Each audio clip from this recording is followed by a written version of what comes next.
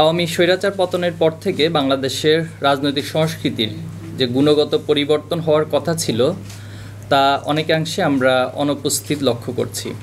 বিভিন্ন রাজনৈতিক দলসমূহের মধ্যে দেশের স্বার্থকে প্রাধান্য দিয়ে জাতীয় ঐক্য গড়ে না ওঠা, সৈয়দ নজরুল ইসলাম মেডিকেল ও রাজশাহী বিশ্ববিদ্যালয় সহ বিভিন্ন শিক্ষা প্রতিষ্ঠানে শিক্ষার্থীদের উপর হামলা, কিছু রাজনৈতিক ছাত্র সংগঠনের চাঁদাবাজি, ছিনতাই, বিভিন্ন অনলাইন ক্যাম্পেইন ও প্রোপাগান্ডা, ট্যাগিংয়ের রাজনীতি সহ নানাবিধ প্রশ্নবিদ্ধ কার্যক্রমের ফলে দেশের নতুন সংঘাতময় পরিস্থিতি সৃষ্টির সম্ভাবনা তৈরি হচ্ছে, যা জুলাই অভ্যুত্থানের স্পিরিটের সম্পূর্ণ পরিপন্থী বলে আমরা মনে করছি। দেশের বিদ্যমান পরিস্থিতি ও ঘটনাবলী সামনে রেখে আপনাদের সামনে আরও কয়েকটি বিষয় আমি তুলে ধরব ইনশাআল্লাহ। সম্মানিত সাংবাদিক ভাইয়েরা, আপনারা জানেন যে গতকাল 25শে জানুয়ারি উদ্দেশ্যপ্রণোদিতভাবে জগন্নাথ বিশ্ববিদ্যালয় ছাত্র শিবিরের সেক্রেটারি রিয়াজুল ইসলামের সাথে যে অনাকাঙ্ক্ষিত ঘটনার উদ্বেগ হয়েছে সেটি খুবই দুঃখজনক এবং হতাশাজনক। এ ধরনের কর্মকাণ্ড ভবিষ্যতে ছাত্র সংগঠনগুলোর ঐক্যের পথকে সংকুচিত করে দিতে পারে বলে আমরা মনে করছি। এর আগে আমরা লক্ষ্য করেছি যে সিলেট শাহজালাল বিজ্ঞান ও প্রযুক্তি বিশ্ববিদ্যালয়ে একটি ছাত্র সংগঠনের একজন কর্মী নিজ বিভাগের কয়েকজনের ছুরিকাঘাতের চেষ্টা করে ছাত্র শিবিরের উপর সেই দায় চাপানোর চেষ্টা করেছিল। যদিও বিষয়টি প্রকাশিত হওয়ার পর তিনি ফেসবুক পোস্টের মাধ্যমে নিজের ভুল স্বীকার করে নিয়েছিলেন। আমরা লক্ষ্য করেছি যে গতকাল 25শে জানুয়ারি গোপালগঞ্জ বিজ্ঞান ও প্রযুক্তি বিশ্ববিদ্যালয়ে শিক্ষার্থীদের উপর হামলা চালিয়েছে নিষিদ্ধ ছাত্র সংগঠন ছাত্রলীগ। এই ঘটনায় আমরা গভীর উদ্বিগ্ন। অবিলম্বে আমরা এই ঘটনার দোষীদের দ্রুত গ্রেপ্তার এবং বিচারের আওতায় আনার দাবি জানাচ্ছি।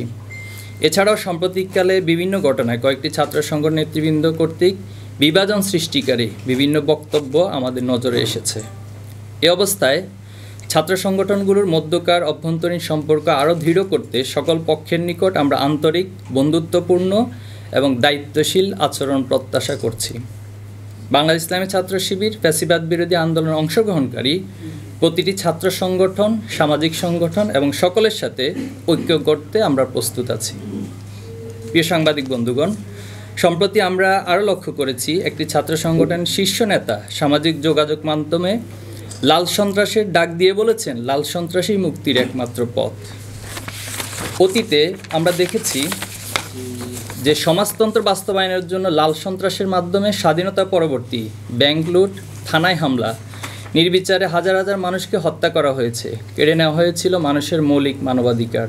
আমরা যদি সেই লাল সন্ত্রাস মাথাচাড়া দেই তাহলে দেশের ছাত্র জনতার ঐক্যবদ্ধভাবে যে ঐক্য সেটা ব্যাহত হওয়ার সম্ভাবনা রয়েছে। এই ধরনের বক্তব্য ছাত্র সংগঠনে জাতীয় ঐক্য বিনষ্ট এবং সংঘাতময় পরিস্থিতি তৈরি করতে পারে বলে আমরা আশঙ্কা করছি। প্রিয় সাংবাদিক সমাজ, আপনারা জানেন যে 5ই আগস্টে স্বৈরাচারী হাসিনা সরকারের পতনের পর দেশের ক্যাম্পাসগুলোতে সাধারণ শিক্ষার্থীদের মত প্রকাশের অবারিত সুযোগ তৈরি হয়েছে।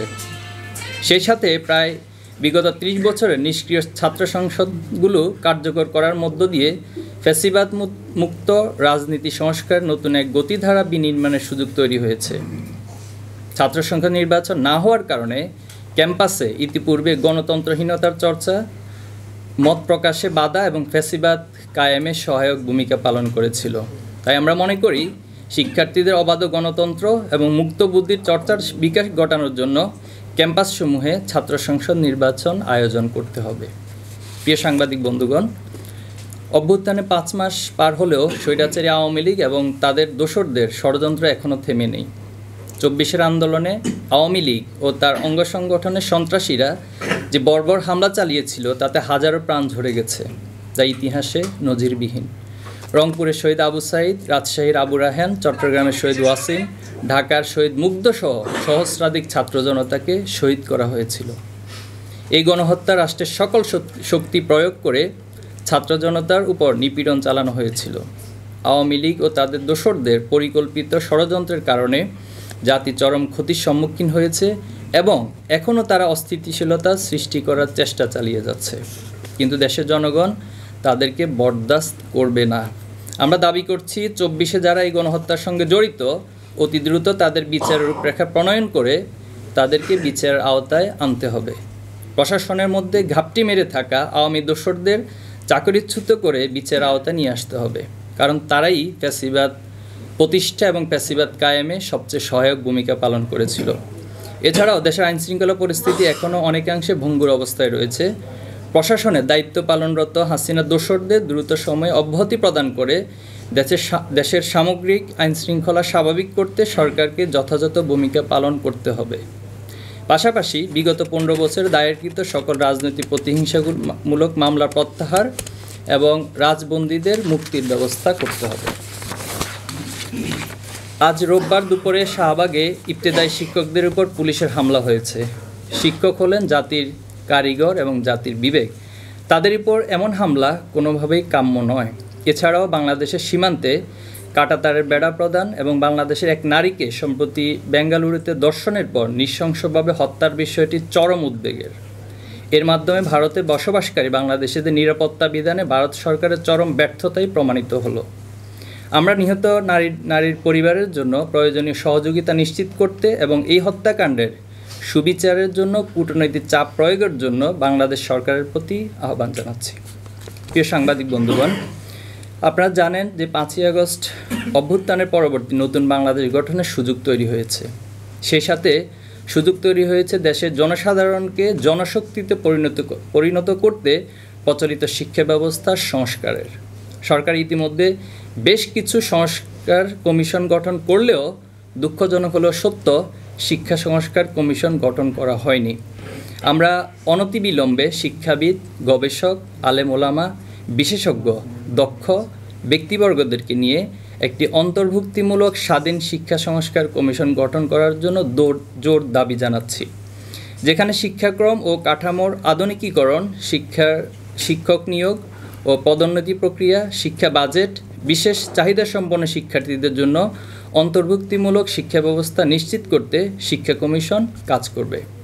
শিক্ষার মৌলিক পরিবর্তন, একটি গবেষণা ও উদ্ভাবনমুখী পরিপূর্ণ শিক্ষা ব্যবস্থার দিকে অগ্রসর হওয়ার মাধ্যমে বাংলাদেশের শিক্ষা খাত দীর্ঘমেয়াদী উন্নতির দিকে ধাবিত হবে বলে আমরা আশা করছি। সেই সাথে এই কমিশন শিক্ষা ব্যবস্থা সংস্কারের ক্ষেত্রে দেশের মানুষের মনস্তত্ত্ব, সংস্কৃতি ও সামাজিক মূল্যবোধের ভিত্তিতে বৈষম্যহীন ও কল্যাণমুখী সমাজ ব্যবস্থা প্রণয়নের লক্ষ্যে দীর্ঘমেয়াদী নীতিমালা প্রণয়ন করবে। সম্মানিত সাংবাদিক বন্ধুগণ, যাদের ত্যাগের বিনিময়ে আমরা নতুন বাংলাদেশ পেয়েছি, সেই সকল শহীদ পরিবারের দায়িত্ব গ্রহণ, আহতদের চিকিৎসা এবং স্বীকৃতি প্রদানের জন্য সরকারের বিশেষ পদক্ষেপ গ্রহণ করবে বলে আমরা আশাবাদী। একটি বৈষম্যহীন ও সম্প্রীতি বাংলাদেশ গড়তে সবাইকে ঐক্যবদ্ধভাবে ভূমিকা রাখার উদাত্ত আহ্বান জানাচ্ছি।